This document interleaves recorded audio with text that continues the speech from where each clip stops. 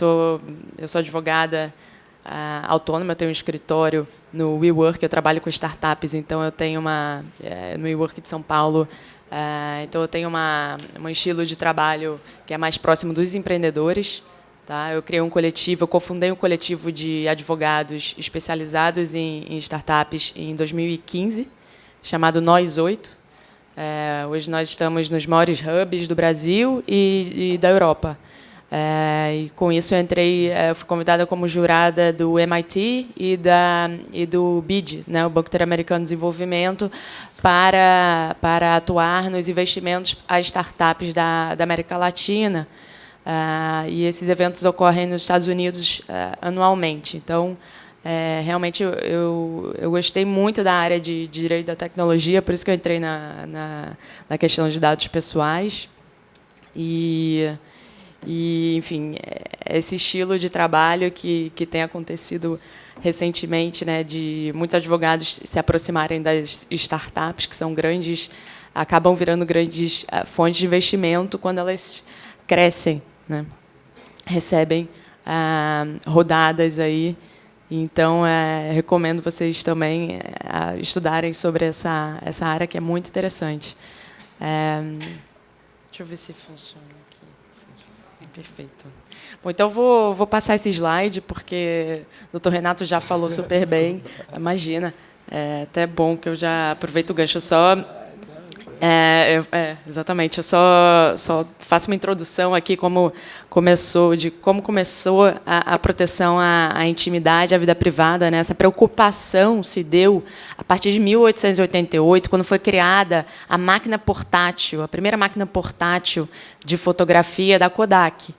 Tá? A Kodak criou a primeira máquina portátil em 1888. A partir daí, em 1890, durante esse tempo, houve uma grande preocupação, porque os jornalistas, principalmente, tiveram mais acesso à vida privada e à intimidade das pessoas. Então, gerou essa preocupação. Né? O que aconteceu? Houve uma tese de Warren e Brandeis, que foram dois juristas americanos. Em 1890, eles definiram pela primeira vez o que seria a intimidade, a vida privada do cidadão, como o right to be let alone, né? O direito de ser deixado em paz. Então, esse direito de ser deixado em paz, ele se relaciona à intimidade, à vida privada. Tá? E é engraçado porque, em 1943, Thomas Watson, que era o fundador da IBM, na visão dele, o mundo só comportaria 5 computadores. Né? E hoje nós vemos um Big Brother que realmente ele não previa, né?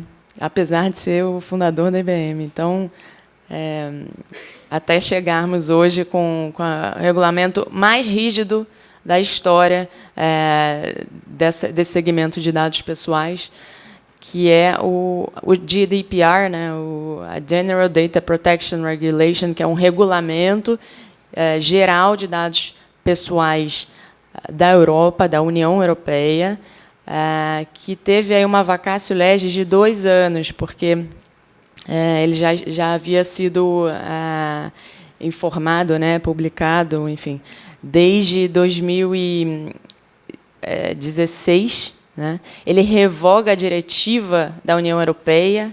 E qual o sentido dele? Qual a razão de ser desse regulamento? Ele harmoniza as leis da União Europeia. Antes havia uma diretiva que não era uma lei obrigatória para os países, e sim princípios definidos para que se protegesse os dados pessoais dos usuários das plataformas de internet, enfim, aplicativos. Com essa entrada em vigor do GDPR, todos os países da União Europeia são obrigados a instituir essa lei. Inclusive, o Reino Unido também o fará, apesar do Brexit. Né? Ela entrou em vigor ontem. Tá?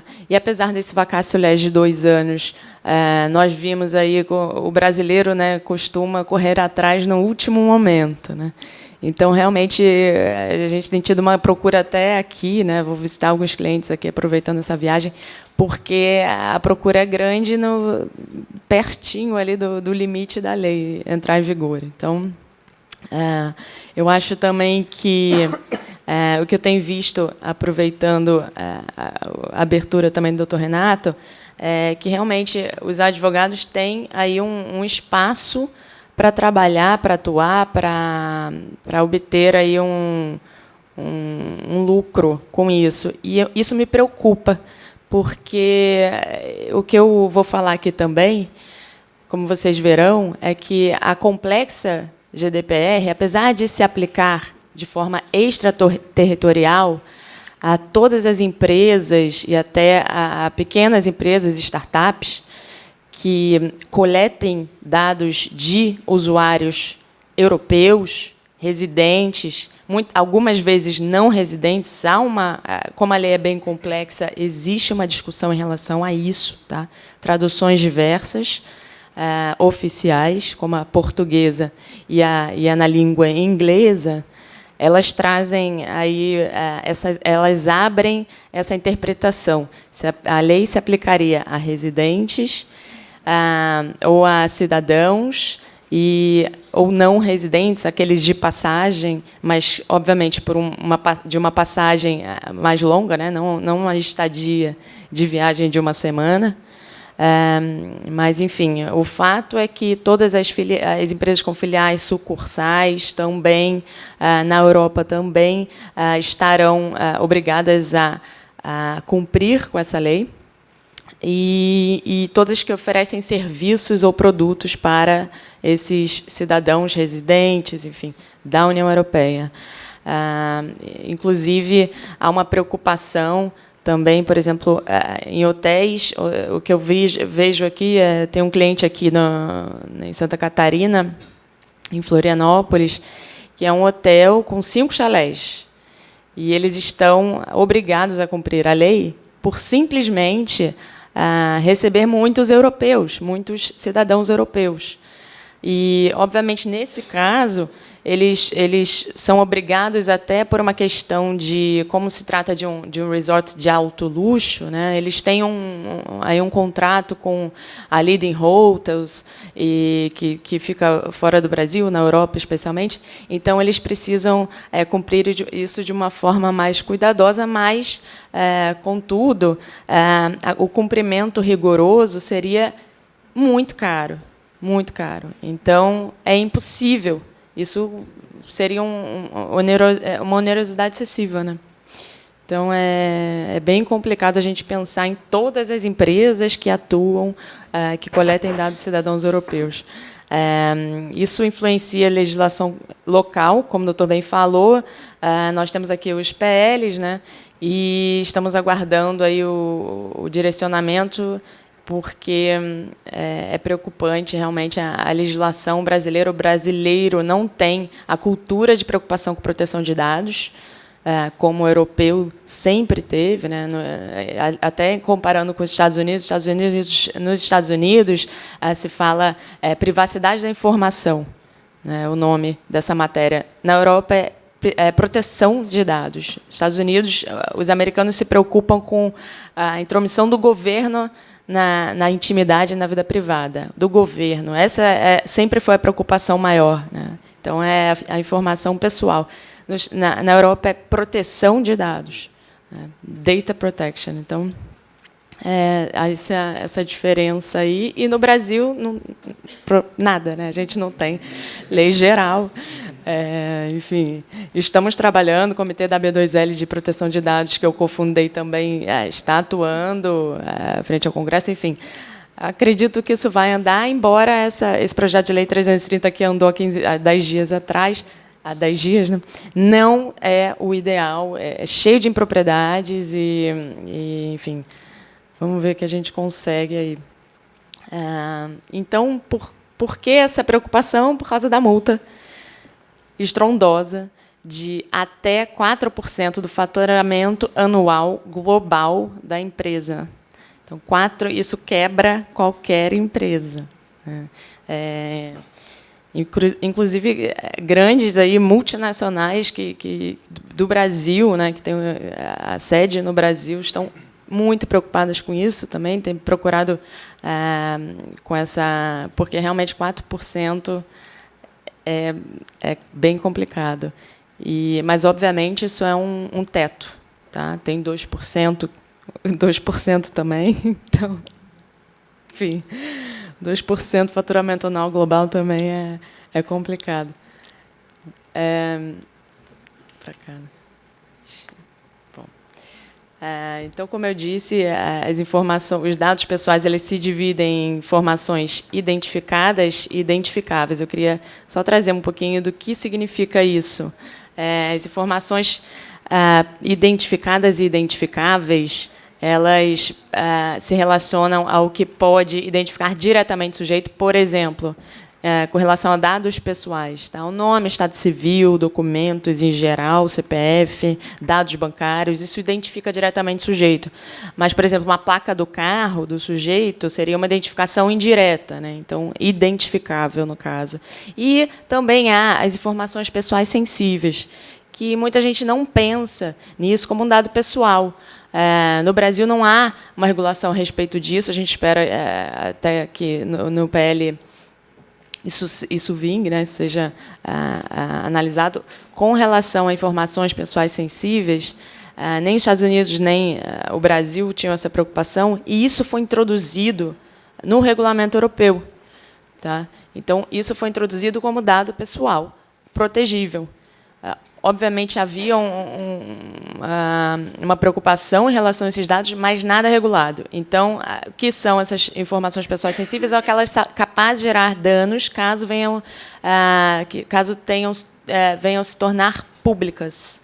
Tá? Então, isso seriam características de saúde, posições políticas, orientação sexual, convicções religiosas, tudo isso relacionado a dados sensíveis do sujeito. Tá? Com relação ao GDPR, então, onde esses dados pessoais e informações pessoais sensíveis entram na GDPR? Quem deve se preocupar? Quem são os players e estão responsabilizados aí pelo regulamento? Nós temos os usuários, né, que são os proprietários dos dados pessoais. Temos os controllers, que alguns traduzem como controladores. Eu prefiro falar em responsáveis, tá? Porque eles, na cadeia ali, eles são os responsáveis pelo controle dos dados, inclusive, mas também por informar aos operadores, que são os processors e subprocessors, que estão lá na lei. Esses operadores são aqueles que coletam, de fato, os dados. Tá? Então, muitas empresas, a maioria das empresas que lidam com dados pessoais, elas determinam a operadores essa coleta. Algum departamento de TI, por exemplo, terceirizado. Tá? Esse departamento de TI terceirizado seria o processador, o processor. Enquanto essa empresa que contrata o departamento, ela é a responsável, inclusive, muitas vezes solidária, tá? Com atos com vazamentos de dados, né? Com data breach, que ocorram operados pelos processors. Em alguns casos, não haveria essa responsabilidade solidária, mas sim a responsabilidade do operador, caso ele exceda ao que foi determinado pelo responsável. No caso de exceção, então, o processador ele responderia individualmente e unicamente por isso. Além disso, também, o GDPR cria a autoridade supervisora, né, que é a autoridade de proteção de dados. Essa autoridade já existia na Alemanha, por exemplo, mas ela traz uma obrigatoriedade que, a países de fora, é muito importante que também se institua essa autoridade. Por quê? Como se daria a execução de ordens de violação? Tá? Então, uma empresa brasileira que coleta dados nos Estados Unidos, como ela seria obrigada a, por exemplo, arcar com uma multa, né, a indenizar pela violação? Seria muito difícil. E aí entra novamente a questão de obrigação no compliance, né? Hoje nós não sabemos como isso será, como isso ocorrerá. Obviamente, a ratio do GDPR é pegar ali a fanga, né, que é Facebook, Amazon, Apple, Microsoft, são as maiores empresas de tecnologia. Essa é a ratio da lei. Isso é um fato. Agora, se elas irão, essas autoridades europeias, né, essas autoridades que cuidam dos dados pessoais, elas irão atrás de um resort de 5 chalés no sul do Brasil, eu acho muito difícil. Tá? Então, eu vejo essa imposição da nossa área de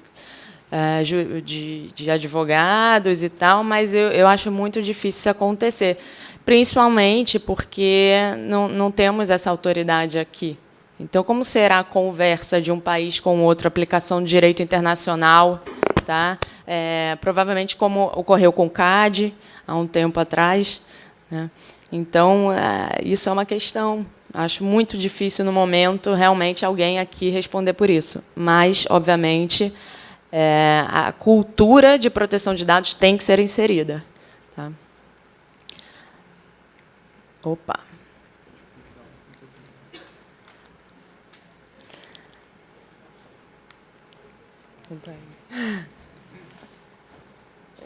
Foi.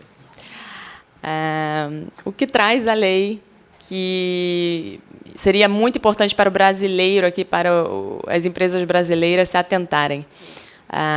O data breach é a violação de dados. Tá? E todos esses controllers, processors, subprocessors, eles precisam saber que, em caso de violação, desse data breach, violação, vazamento, enfim, eles precisam informar a autoridade. E olha aí de novo, é o DPA, é a Autoridade de Dados Pessoais, tá? Que não temos no Brasil. A quem nós informaremos? Né? Não sei. E aí, enfim, é uma questão, né? A lei é muito complexa, sabe? E aí existe essa imposição de aviso em 72 horas, mas, de fato, isso é importante ser introduzido no Brasil, no PL, né, nós defendemos isso também. Qual o prazo para se informar? Um prazo razoável. O Uber demorou 1 ano para informar, para tornar público um vazamento de dados que ocorreu em 2016. Informou em novembro de 2017. Vazamento de dados de 57 milhões de pessoas. 440 mil brasileiros. Então, essa imposição de prazo exíguo, aí, realmente aqui muito exíguo, 72 horas, mas enfim, é necessária essa cultura de informação ao público, né, aos seus usuários, sobre o que aconteceu com os dados dele. Né. Isso é uma imposição ao processor e ao controller. Tá? O subprocessor, eu não vou me estender muito aqui sobre isso, porque é uma questão também muito complexa da lei, enfim. E aí eles têm essa obrigação, na maioria dos casos, de informar em 72 horas a proteção a autoridade e, em caso de risco, a intimidade e, enfim, risco ao próprio usuário, por exemplo, dados sensíveis, dados bancários, tá? Não só dados de documento, mas, em caso desses riscos aí ao usuário, eles têm que informar também ao usuário. Então, notificar por carta, enfim, e-mails, tem que ser notificado também num prazo aí razoável, não de 72 horas. Tá? Então, outra questão que a lei traz é a prevenção da segurança através de técnicas, né? E a lei traz não essa imposição, mas ela sugere que se empregue técnicas de cibersegurança como pseudo-anonimização dos dados. Palavra até difícil de falar. A pseudo-anonimização, ela é diferente de anonimato de dados, tá? Não é anonimização de dados, é uma pseudo-anonimização, porque o dado anônimo ele não é possível de ser reidentificado. mas sim a pseudo-anonimização. Então, há uma questão aí também muito interessante, e eu tenho visto alguns falando em anonimidade, né? Dados anonimizados ou anônimos, e não é verdade, são dados pseudo-anonimizados. Não sugiram aos clientes o anonimato, porque ele não é sugerido, ao contrário, ele não é sugerido pela lei. Tá? A criptografia também é outra sugestão. E aí tem métodos que são obrigatórios. Além desses métodos técnicos, né, há aí procedimentos obrigatórios a serem tomados. E o que são esses procedimentos? Privacy by design e privacy by default. São dois princípios que surgiram aí com uma tese em 90, enfim, de um artigo escrito em 90. O privacy by design, trocando em miúdos aqui, é simplesmente uma filosofia de criação do produto, do serviço, desde o início dele, utilizando-se de uma proteção de dados por cultura. Então, você cria um produto, você cria, por exemplo, vamos pensar no aplicativo. Tá? Esse aplicativo é criado de forma a passar para o usuário de uma maneira clara, transparente, e também com proteção efetiva, por exemplo, criptografia, tá? Desses dados pessoais. Então, é o privacy mesmo pensado como um design do serviço, tá? Aplicado desde o início da criação. Isso é obrigatório. Como isso é obrigatório? Porque, em caso de violação à lei, isso vai ser analisado para alívio daquela multa. Tá? Então, acho que é um pouco... É bem complexa a lei. Eu concluo dizendo realmente que, por favor, não alarmem seus clientes. Nós não sabemos como isso será aplicado no Brasil. Por ética, acho que nós não podemos fazer isso. Tá? E acho importante mesmo trazer essa questão da complexidade e da dificuldade não somente de executar o que a lei determina, mas também de interpretá-la.